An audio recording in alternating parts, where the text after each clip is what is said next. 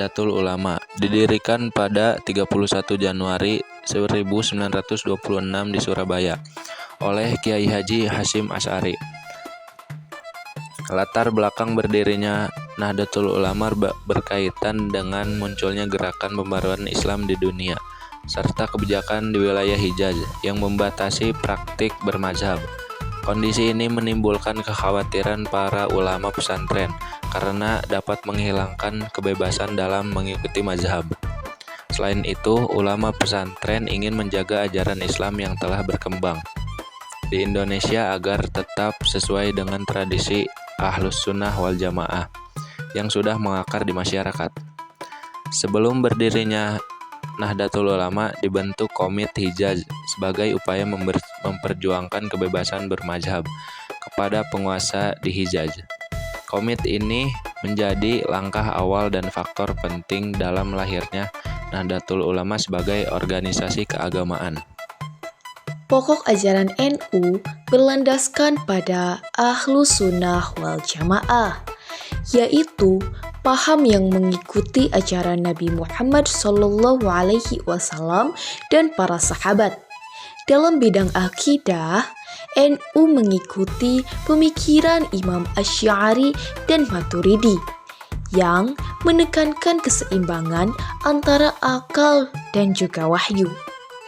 Dalam bidang fikih, NU mengikuti salah satu dari 4 mazhab, terutama mazhab Syafi'i, sehingga praktik ibadahnya memiliki dasar hukum yang jelas.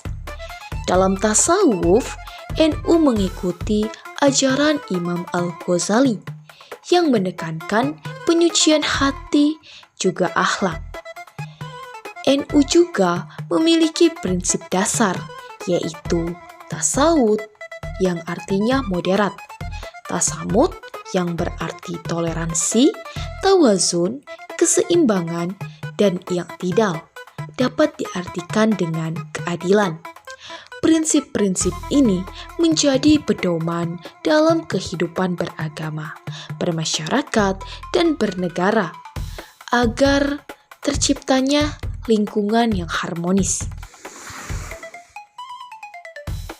Dalam bidang pendidikan, NU mengembangkan sistem pesantren sebagai pusat pembelajaran Islam dengan metode sorogan dan bandongan, serta menggunakan kitab kuning sebagai rujukan utama yang menjadi metode untuk melatih kedalaman pemahaman agama. Seiring perkembangan zaman, NU juga mendirikan lembaga pendidikan formal seperti madrasah dan perguruan tinggi agar mampu menyesuaikan dengan kebutuhan modern tanpa meninggalkan nilai-nilai keislaman. Dalam bidang dakwah, NU menggunakan pendekatan kultural, yaitu menyampaikan ajaran Islam dengan cara menyesuaikan budaya lokal selama tidak bertentangan dengan syariat.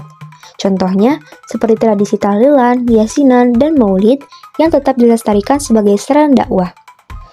Dalam sejarah perjuangan bangsa, NU memiliki peran penting, terutama melalui resolusi jihad tahun 1945 yang membangkitkan semangat umat Islam untuk mempertahankan kemerdekaan Indonesia. Selanjutnya ada organisasi Persis, latar belakang dan berdirinya. Persatuan Islam atau Persis didirikan pada 12 September tahun 1923 di Bandung dan berkembang melalui tokoh Ahmad Hasan. Organisasi ini dikenal sebagai Gerakan Pembaruan Islam di Indonesia. Latar belakang berdirinya Persis adalah adanya praktik keagamaan di masyarakat yang dianggap tidak sesuai dengan Al-Quran dan hadis. Hal ini mendorong munculnya gerakan yang ingin mengembalikan ajaran Islam kepada sumber yang asli. Oleh karena itu, Persis bertujuan untuk memurnikan ajaran Islam agar terhindar dari praktik yang tidak memiliki dasar yang kuat dalam syariat. Pokok ajaran Persis adalah kembali kepada Al-Quran dan hadis sebagai sumber utama hukum Islam.